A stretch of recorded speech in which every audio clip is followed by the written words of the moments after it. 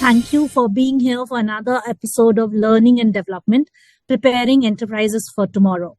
We have the good opportunity of having Ms. Shipra Shukla with us, joining on this interview. She's head of learning at Axtria, which is a global provider of award-winning cloud software and data analytics to the life sciences industry.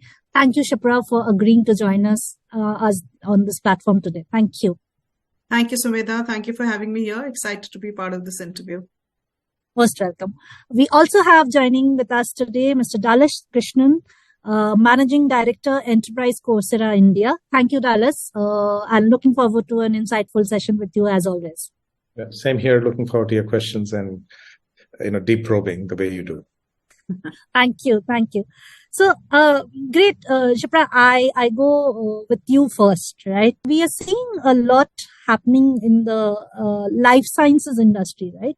There is a huge amount of flexibility and responsiveness that we have witnessed with our own eyes, in this sphere, right?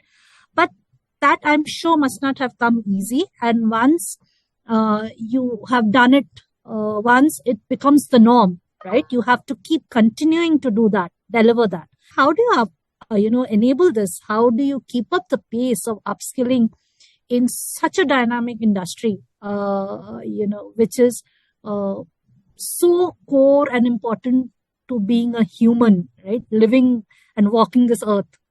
Over to you, Shipra. Okay, so that's an interesting piece, honestly. Okay, so as I say, to stay current, the key is upskilling. So if since it's the founders, Axtria promotes a learning culture from the time an associate is onboarded onto the team. Axtria Institute, which is the learning wing of Axtria, was started in 2013 when we had about 100 people as part of the organization. And now, which is the Axtria Institute synchronizes one of the best industry programs for the best training programs in the analyticals space. So here at Axtria, we have a strong upskilling strategy that just not empower employees to equip themselves with fresh or exciting upskilling opportunities, but also to stay ahead of the competition. So we identify the skill gaps, first by doing the skill gaps analysis at org level, then define IDP for our employees and aligning this with the future skills. Also do industry research to understand the industry trends and what are the current priorities in the L&D space. As an organization, we have a lot of partnership with Microsoft, AWS, Reltio, Informatica, NIME, some of the names that comes to my mind immediately. That supports our skilling initiative by supporting certification drive, build capability for our associates on their latest technology offering. This helps in continuous drive to build capability on cutting-edge technologies within Axtria. That also reminds me one of the recent example where Axtria Institute launched one of its kind of global programs called Learn and Earn, which was to encourage, upskilling program for our employee. So as part of the process, we had actually partnered with one of the largest MOOC platform on courses like big data, machine learning, deep learning, data science, AWS. These certification courses or learning paths were made available to all the associates to enroll for, and they had choice to enroll for more than one specialization depending on the learning need that arise out of skill assessments. So we received an overwhelming response from our associates who enrolled for multiple courses, and proudly they showed it on the certification on the social media. So 800 unique enrollments came in, and within 2 months, I would say, 500 people had completed their certification on these technology, areas. So, we believe in learning even by doing. So our SMEs who are, experts on hot skills or niche skills, they also come forward and, share their knowledge as trainer and contribute in upskilling our employees. So all of these initiatives, keep the focused drive to upskill our associates on latest technologies, which just not only support overall company objectives, but make it us future ready. Awesome, Shipra. I'd like to just probe a little bit deeper here. You mentioned the technology side of the story, right? But you are having to cater to a life sciences industry, right, which is highly regulated, is very much under the scanner all the time, has a lot many policies to be followed. So when you are solutionizing your customers, you have to be at top of the technology game as well as the life sciences game. How do you weave in these two, and how do you roll out your L&D then? While data science is largely industry agnostic, however, while working on SaaS and to be able to offer effective consulting integration to domain and industry knowledge, it's very important for us. And our biggest priority is to have our people equipped with the knowledge of pharma and life sciences along with the cutting edge technology. And honestly, if I look at the data, about 30% of our new hires that join us with very strong technical background, but have no pharma background as such. And also by design, the kind of freshers that we hire from engineering college are yet to gain the industry knowledge or the pharma knowledge. To build that capability, we run various initiatives, boot camps, knowledge sessions, focused learning interventions to build on, comprehensive understanding of healthcare processes, medical terminologies, what's new in healthcare industry, etc. And to keep, ongoing this initiative, not just for our campus folks, but also for laterals. We drive a lot of podcasts and, have industry experts come in to share their knowledge, do webinars, point of views through industry trends, through the internal, external speakers. Thank you for sharing that. Dallas, I come to you at this juncture. We just heard Shipra, right? And she kind of presented the complexity of the learning that happens at their end, right? They are treading, many streams when they are looking at their L&D. How do you, when a partner like Coursera, if is being, sorted, how do you solutionize a complex problem statement such as this? Any thoughts on that? Yeah. So a few things, right? I guess we encounter different types of customers, right? And everybody has different levels of maturity in their L&D space, right? In the kind of company that Shipra is, which is predominantly technology, data science kind of services that they provide to end customers. They have learning is at the core of the work, right? Because for them, learning has a direct impact on revenue. And then you can probably take it to some of the more traditional industries where they're in the early stage of technology coming in, doing business model innovation. So they know that without technology, they will not be able to make the new world and be competitive, right? So we see all of these types of customers that we have. Now, in that context, what we generally come back and say is that, okay, how does this translate into a learning framework, right? So we talk of 3 learning frameworks typically. One, fundamentally, we talk of this as open learning, which is people who have been learning traditionally only in classrooms or in experiential learning on the job. How do you make them more aware about the fact that there is an element of self-learning that people need to bring in, right? So you want to start off by people being willing to learn, take the ownership of learning on themselves, not keep that at the L&D level. And then hence you need to upskill yourself. So how do you become a lifelong learner? That's the baseline that we try to do. In there, the typical approaches that we have seen companies take is offer it as an employee benefit, right? In terms of give them access to learning platforms like Coursera, or give them access to their own internal learning resources. They have created their own various content on their own company, which is then made accessible to people so that they can learn their own in their learning management systems. So that's one type of learning that we tend to see. And then typically as we see that companies become more focused around learning, we see 2 levels of maturity. One is, like Shipra mentioned, that they have this critical capabilities and skill mapping that they do, and then they know that these are the key skills that are critical for the company's future. One is to do the job that they do, and then another is in the context of future readiness in the context of employee skills. Here we find companies driving a lot of, I call that guided learning, which fundamentally is you're driving certifications, you're driving a specific cohort of learners into a specific skill area, knowing that you need these are critical elements towards your company's success, right? So typically we call that learning framework or something called as guided learning. And the way you would measure this is things like how many people are certified, how many people have, reached the level of particular mastery and stuff like that. So these are the first two elements. The one which is more mature, right, which is where organizations and employees have come to a level of maturity where they understand that skills is the biggest currency for success in the future. They tend to have very strongly defined competency frameworks.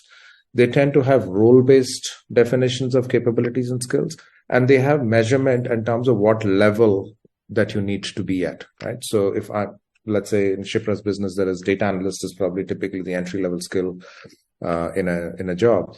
Now, a data analyst, when I get in, I may have 6 core areas that are important, right? Starting with data visualization, software engineering, so a little bit of math, some probability and statistics, some communication skills, and so on and so forth, right? 5, 6.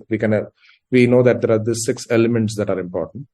And then there will be people, when you go to a campus or even in your own lateral hires, you will find people with different levels of capability. You would want to know, where do I stand? Given the company is saying this is a target, but where do I stand? Typically starts with a self-assessment. And then there is an ability to curate a course that lands it into the learner's own personal journey of upskilling.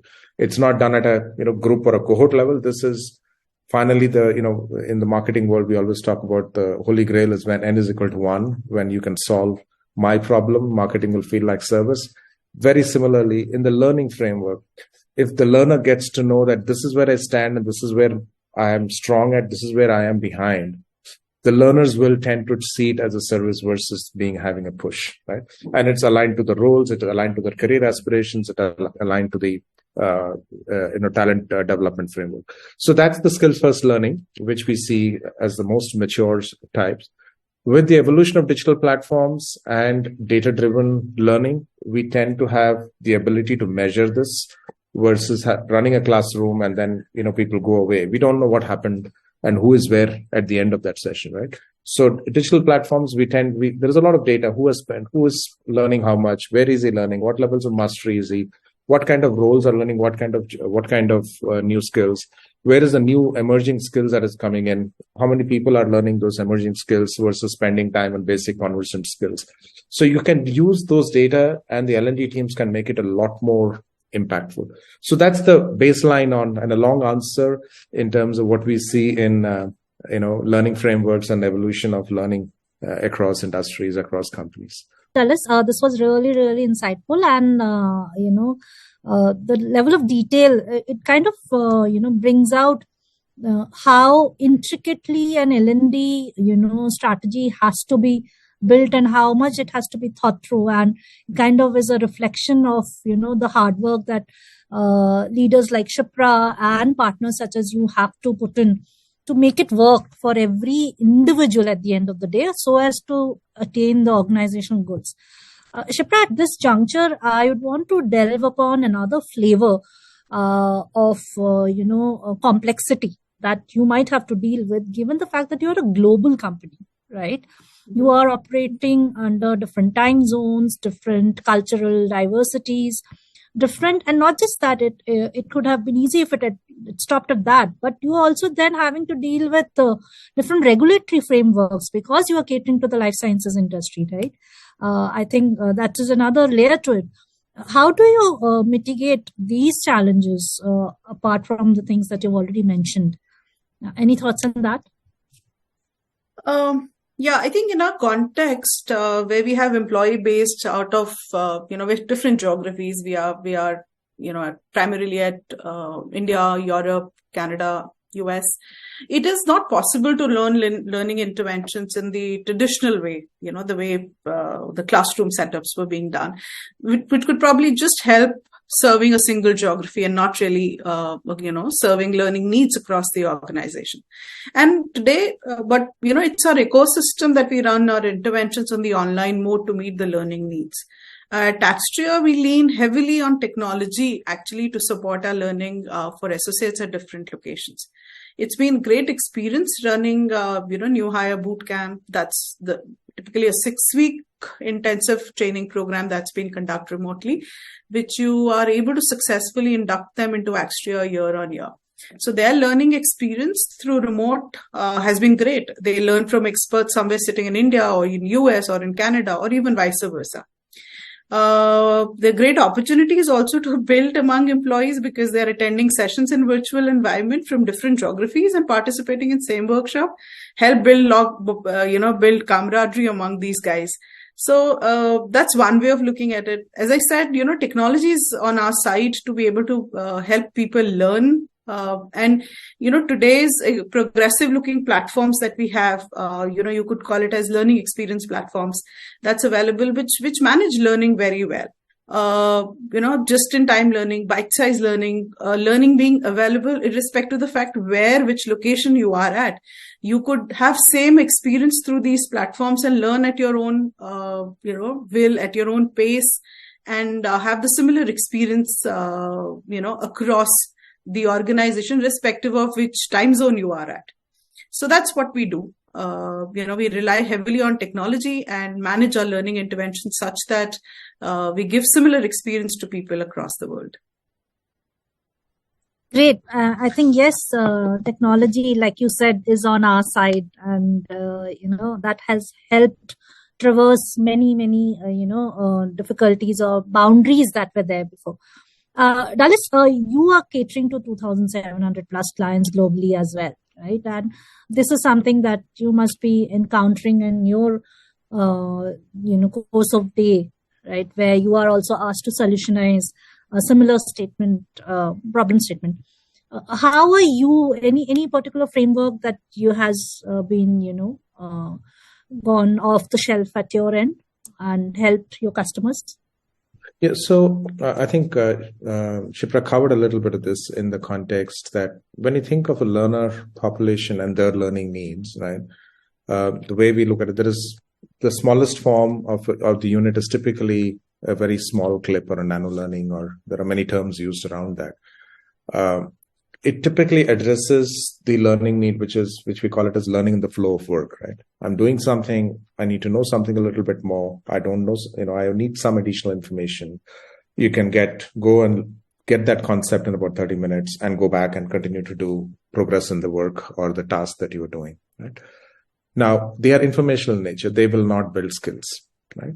But they are an important element of learning in the context of like coming into this meeting. Maybe I wanted to know how to build a better structure to my story. That could be a learning in the flow of the work.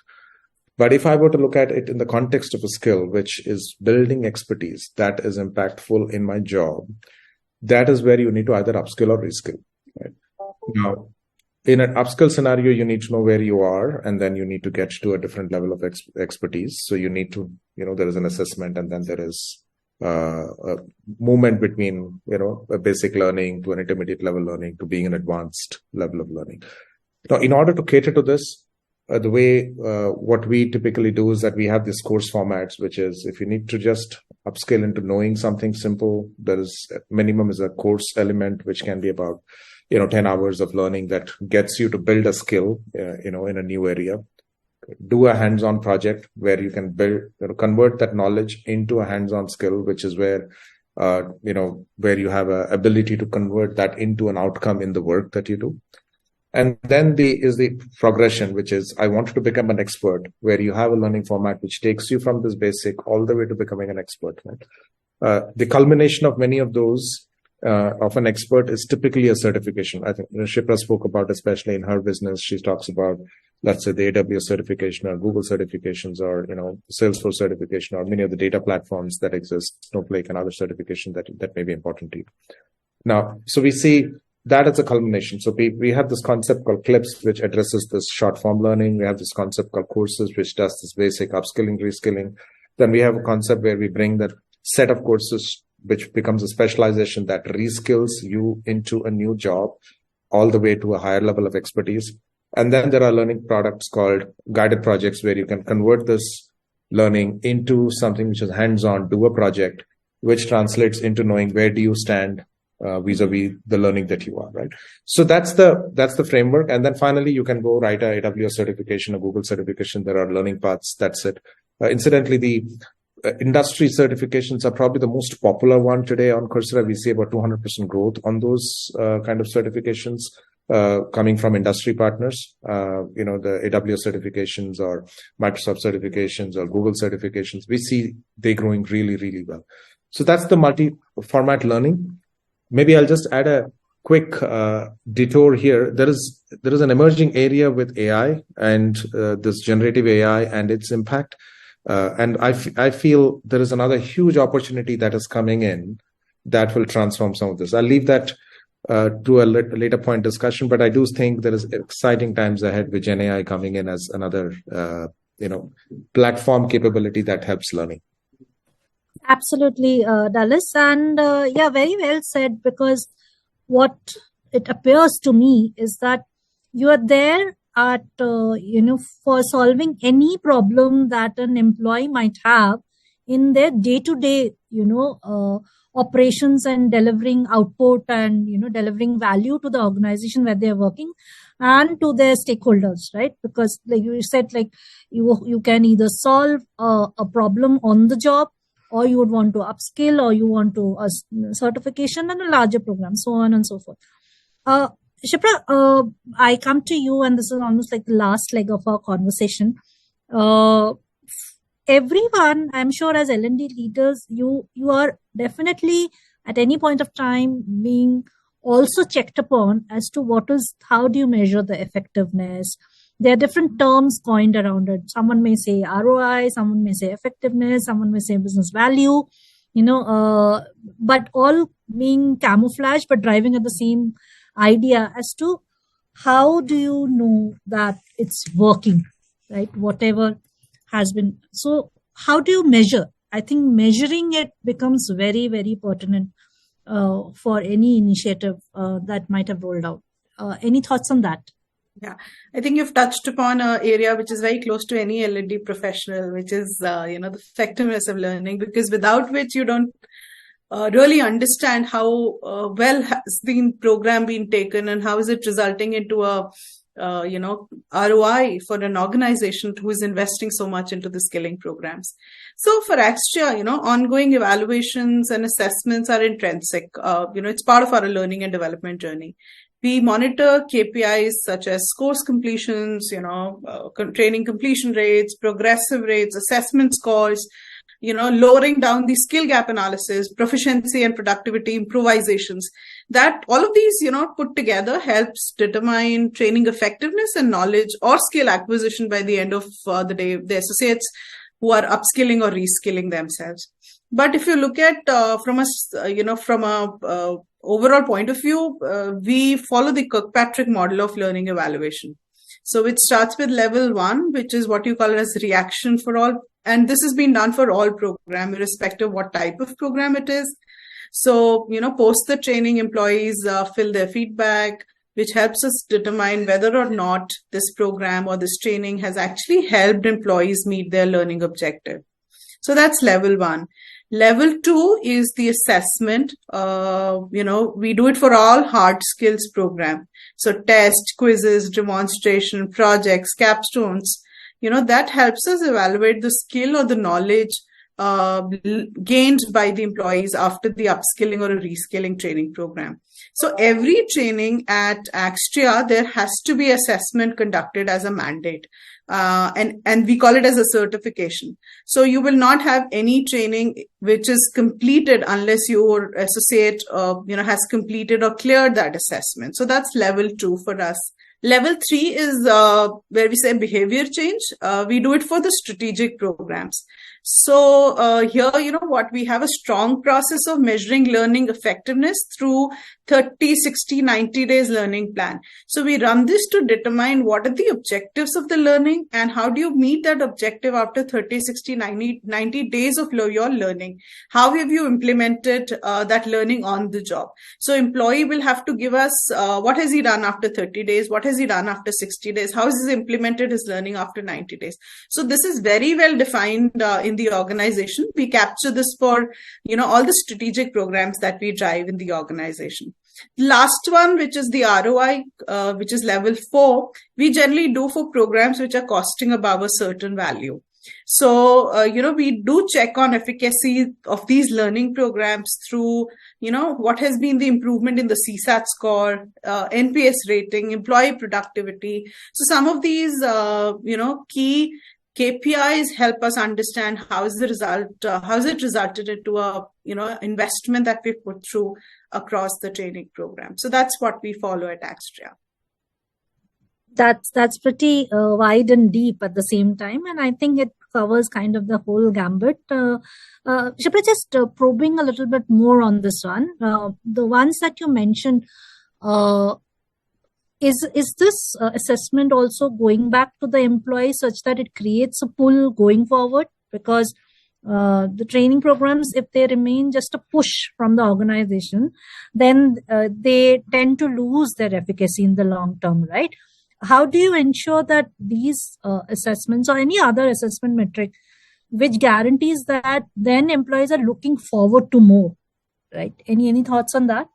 So I think it's part of a learning culture that any program that we do, as I said, ends up with a certification program. So in a way, employees are in the habit of doing a training program, attending a capstone, or, doing a hands-on activity, which in a way gives them a leeway to understand whatever knowledge that they have gained on the process of learning. They're also demonstrating it by doing hands-on or doing a capstone project. So in a way, it's a stamp on their knowledge and say, now I'm certified. So it gives a pull to them to say that while I've learned this, I've, done a hands-on, I have completed a capstone project, I've worked with my group and my peers to really, work or got involved in this activity. Tomorrow, when I go back onto the floor and do my job, I am well trained on it. I am hands-on to it. Given a problem, I'll be able to solve that. So I think that creates a pull for an individual rather than a push.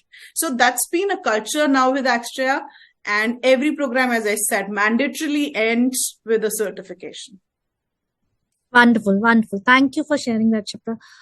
Dallas, we just heard Shipra, right? And like Shipra mentioned that, assessment becomes core, right, for any L&D initiative. How have you roped it in the Coursera platform? How intricate or how intrinsic is it to all the courses that are being disseminated? Yeah. First and foremost, thanks for bringing this up, Shipra. I think the Kirkpatrick model is what we have integrated into the platform in the context of how to measure the impact of learning. So I think that's great context.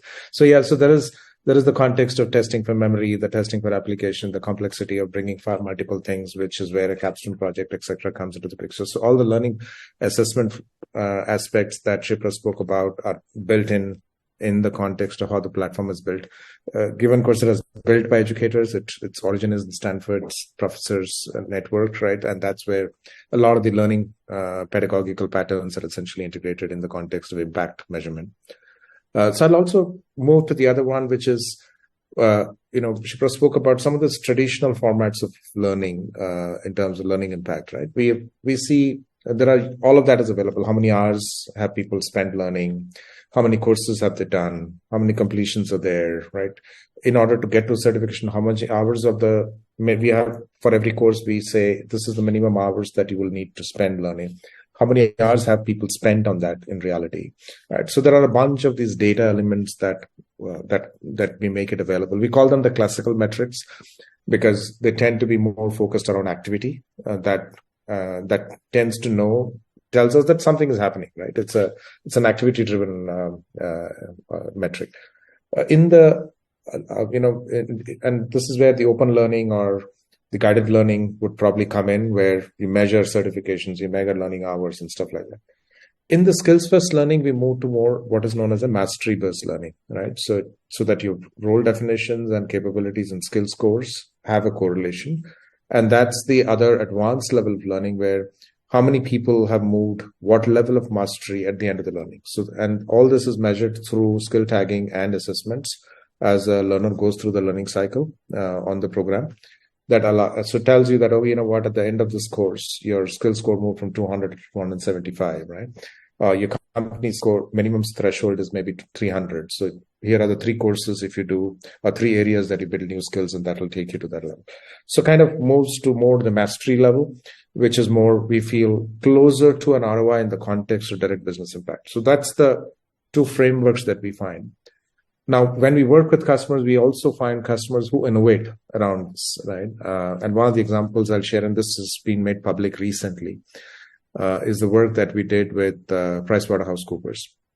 Now, they had multiple dimensions, right? So they had one dimension that they were measuring was learner engagement. They said, okay, is this changing, right? From the time they've deployed our platform, is the learner engagement on learning changed?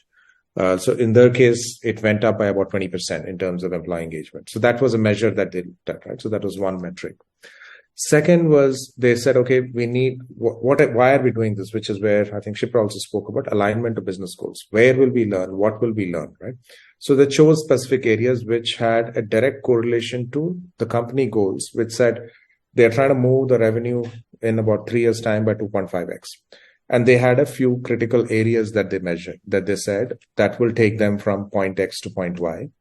And hence they were looking at what was the mastery levels in those critical areas, right? So a direct correlation to the revenue growth that the company is trying to do, right? So that's the second thing that they did.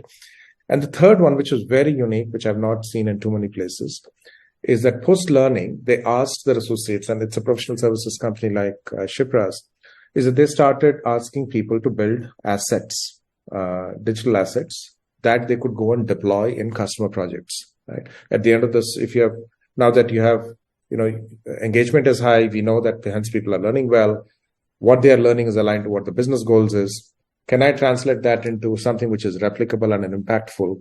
So they started creating assets. There are about 650 plus assets that they created, which were taken back into projects or, work that they do for the clients, which improved their efficiency either in terms of delivering higher value to the client, delivering a new feature, cutting down the time to value, so on and so forth, right? So they started measuring assetization as another metric.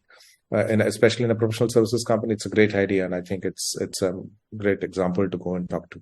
So as I said, platform, we obviously provides a lot of capabilities, but we constantly work with customers in trying to see where is the alignment that will be much closer to what you're trying to do vis-a-vis learning and your business. And we try to find ways to align that, right? So. Great.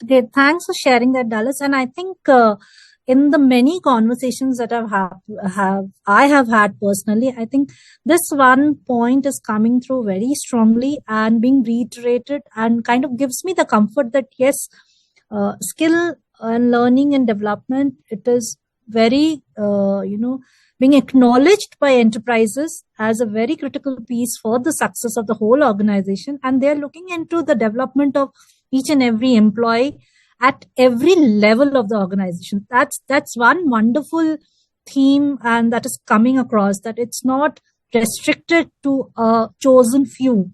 It is cutting across, it's being customized, and it has been assessed so that the efficacy, is being made evident to the individual and to the organizations alike, right?